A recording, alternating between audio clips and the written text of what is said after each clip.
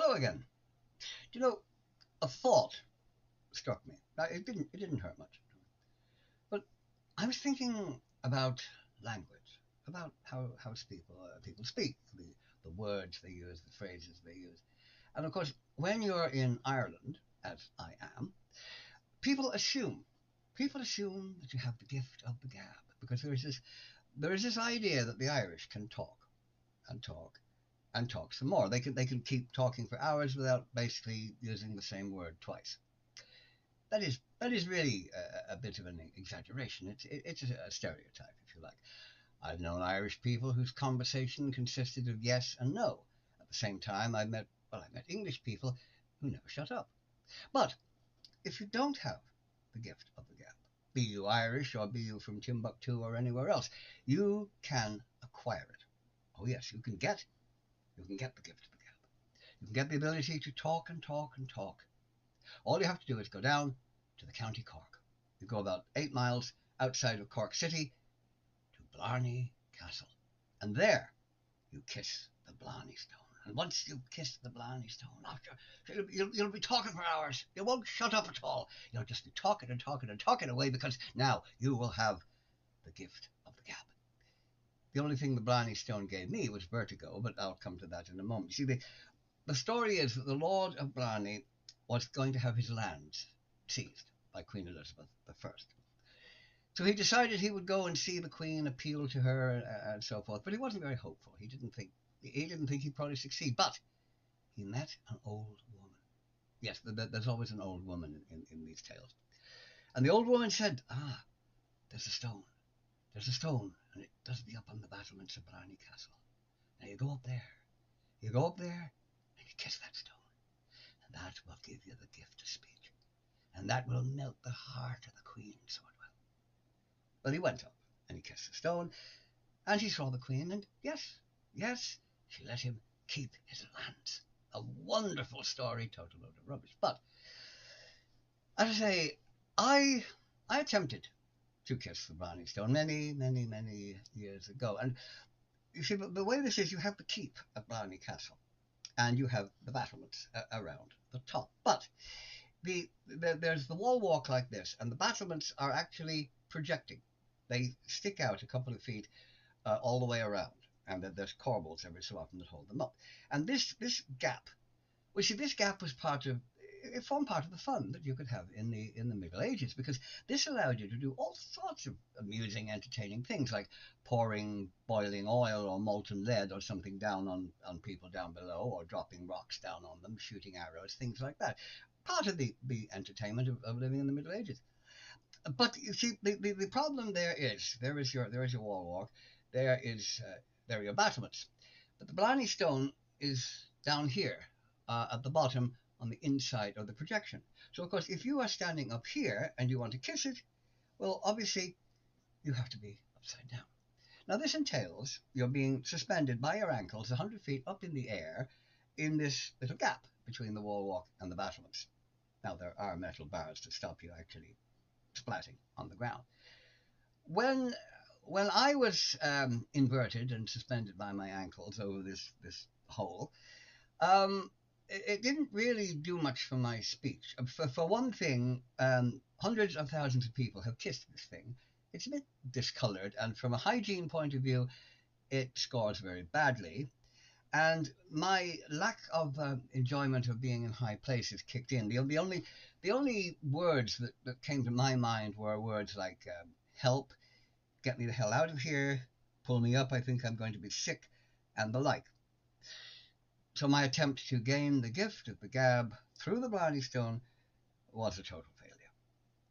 However, but thinking about words, about language, about how people speak, it does bring a few things to mind. For example, when I was young, there were three newspapers here. There was the Herald, the Mail, and the Press. And we had newsboys, as they were called in those days. They're long gone, of course, now. They're gone with the horse trams. But you would have these boys, and they'd have a load of newspapers under their arm, waving them around, selling the newspapers. And I remember seeing them, one of the major newspaper offices here. There was a little alleyway beside them, and they had this big window. And you'd see all these boys lined up, and they'd be getting their bundles of newspapers, and then off they'd go with the newspapers under their arm, or they'd have the newspapers beside them, selling the paper. But they used to say a very interesting thing. They would shout, "Head the Millipet!" And this was rather incomprehensible. Head the Millipet. Now, what it actually meant was the Herald, the Mail, and the Press. But they never said that. Oh, no. No, they had this incomprehensible thing they used to say, head the Millipet. And the interesting thing was, they all said it. I mean, it wasn't just an individual. It wasn't Paddy who sold the papers on the corner of Abbey Street. No, it was all of them. And there were dozens of these paper boys all over the city. And, it got me to thinking, did they study for this? Were they trained in the art of mispronouncing it so nobody actually knew what they were saying? They must have, because they all said it. And I was thinking, can you imagine, there's the new paper boy. And he's there, he has his papers, and he's saying that, Herald, Mail, Press, yes, get your papers, Herald, Mail, Press. What are you doing, lad? What are you doing? I'm selling papers. I'm selling papers. I can see that, but what are you saying? Well, the Herald and the Mail and the Press, that's the papers I'm selling. Sure, I know that, but no, you don't say that. Did you not do the training at all? What's the matter with you? How did they let you out on the street? Head the Millipet. That's what you're supposed to say. What? Try it out to say. Head the Millipet. Herald, Mail, Press. No. No. Listen to what I'm saying. Use your ears, lad. Listen to the words coming out of my mouth. Listen. Head the Millipet. Now say that after me. Head the Millipet. Better. But no, try it again. Head the Millipet. Head the Millipet. Aha. You got it, lad. That's grand. You got the words right. Now go sell some papers. They must have done that. Otherwise, why would they all be saying exactly the same thing? Another interesting thing about speech would be pub talk. There was a time here in Ireland, you could be sitting in a pub, there could be some people beside you having a conversation, and you could listen to them for a half an hour, and you would have no idea what they were talking about. Because they never actually said what they were talking about. They would allude to it, they would make references, and the person they were talking to knew what they were talking about, but you didn't. And you would hear a conversation that went something like this. Did you see your man above about that? Oh, I did. I did. Yes, he said that's fine. Oh, sure, that's good. What about the other fella? What do you mean? You mean the choir fella? Aye, him. Oh God, yeah, I saw him too, and he said that's fine. Yeah, you'll see to that. Oh, sure, that's good. And they would ramble on like that, and you would never have the faintest idea of what they were actually talking about. But they did. That was an interesting pub feature, if you like, in Ireland. But there are so many other things that I find quite amusing. For example, you're going to the shop and you pass someone waiting at the bus stop, and you come back 20 minutes later, and they're still at the bus stop, and you say, "Oh, you're still there?" Well, of course they are. You can see them, Or you say something like, "Oh, the bus didn't come." I mean, logic does dictate that they are at a bus stop waiting for a bus. They are still at the bus stop waiting for a bus. So obviously the bus has not come.